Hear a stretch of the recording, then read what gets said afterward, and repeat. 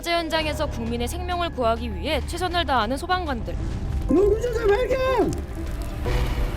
그런 소방관들이 싸워야 하는 또 다른 큰 산이 있습니다.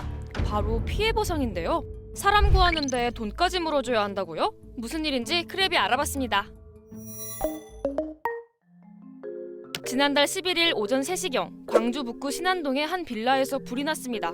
2층 주인집에서 시작된 불은 4층 빌라 전체로 퍼졌는데요. 빠르게 출동한 소방관들이 일일이 문을 두드리며 주민들을 대피시켰다고 해요. 출입문을 두드려도 반응이 없던 6세대는 거주자들이 이미 연기로 인해 의식을 잃었을 수 있다고 판단해 현관문을 강제로 뜯고 인명수색 작업을 벌였는데요. 다행히 집에는 아무도 없었고 소방관들이 빠르게 화재를 진압해 인명피해를 최소화했다고 해요. 하지만 그로부터 한 달 뒤 화재를 진압한 소방서는 피해를 보상해줄 수 없냐는 연락을 받았는데요.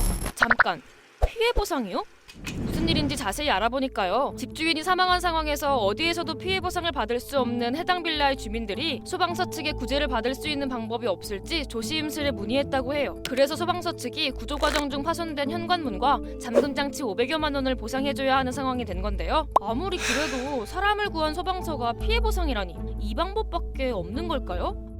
화재 진압 중에 발생한 물질적 피해는 건물주가 미리 가입한 화재보험으로 보상받을 수 있지만요. 이번 화재로 사망한 건물주는 화재보험에 들지 않은 상황이었다고 해요. 또 소방서가 자체적으로 가입한 행정배상 책임보험은 소방관의 실수나 잘못으로 인해 손실이 발생했을 때만 적용된다고 합니다. 이번 사례의 경우 화재보험과 행정배상 책임보험 모두 적용이 안 되는 상황이었던 건데요. 사정을 알게 된 시민들이 자발적으로 기부의 뜻을 밝히기도 했지만요. 허석곤 소방청장은 이런 사례에 대비한 손실보상 예산이 있기 때문에 시민들의 기부가 아닌 행정을 활용해 문제를 해결하겠다고 밝혔습니다. 하지만 손실보상 예산도 손실보상위원회의 심의를 거쳐야 할 뿐만 아니라 광주시에 편성된 1,000만 원 중 절반에 달하는 금액을 한 번에 지출해야 하는 상황이어서 소방서의 부담은 남아있는데요. 부족한 예산일 경우에 예산을 어쨌든 변경을 해서 사용해야 되는 상황이라면 다른 쪽에 어떤 예산에 대한 부족한 부분들이 생길 수도 있어서 사실 소방관이 보상 요구를 받는 건 하루 이틀 일이 아니라고 하는데요.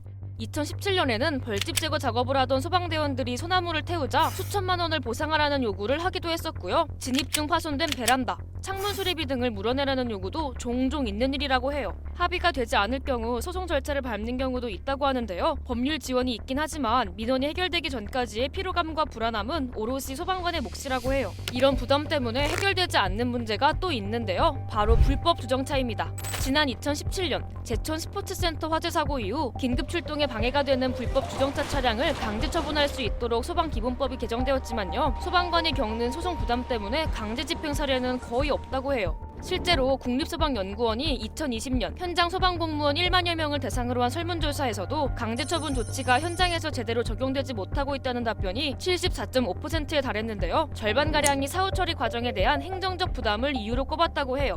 사실은 보상해주는 게 맞다 안 맞다 이런 부분들로 이렇게 판단하기보다는 포괄적인 범위에서의 소방 활동들에 대한 부분들을 인정을 해줘서 오히려 면책을 해줄 수 있는 그 면책 범위에 들어가지 않는 일부 예외에 대한 부분들의 어떤 손실 보상이 이루어지게끔 소방관의 행정적 부담을 덜기 위해 서울소방본부는 피해보상 민원을 담당하는 전담팀을 만들기도 했는데요. 소방관이 모두 국가직으로 전환되긴 했지만 예산 대부분을 지자체가 자체적으로 부담하고 있어 지원 시스템의 격차도 큰 상황이에요. 그러다 보니 지원 시스템이 부족한 지역의 소방관들이 겪는 행정 부담은 여전하다고 합니다. 이런 부분들은 조금 더 표준화된 방법으로 이를테면 전국에 있는 소방관들이 동일한 절차라든지 또 동일한 어떤 한도 안에서 보호를 받을 수 있도록 체계를 갖추는 것은 필요해 보입니다. 소방관의 부담이 늘어날수록 피해를 보는 건 결국 국민들이라는데요. 적극적으로 판단해서 현장에서 이행했다 하더라도 결과적으로 이런 배상에 대한 부분들의 책임을 묻거나 또 이런 부분들을 소명해야 된다고 하면 적극적인 현장 활동이 사실은 이루어지기 어려운 상황인데 결과적으로 소방의 서비스를 받아야 되는 국민분들이 그만큼 손해를 보는 거나 마찬가지거든요. 뜨거운 화재 현장에서 국민의 안전을 위해 땀 흘리는 모든 소방대원들이 피해 보상 걱정 없이 인명구조에만 집중할 수 있는 환경이 만들어질 수 있을지 지켜봐야 할 것 같습니다.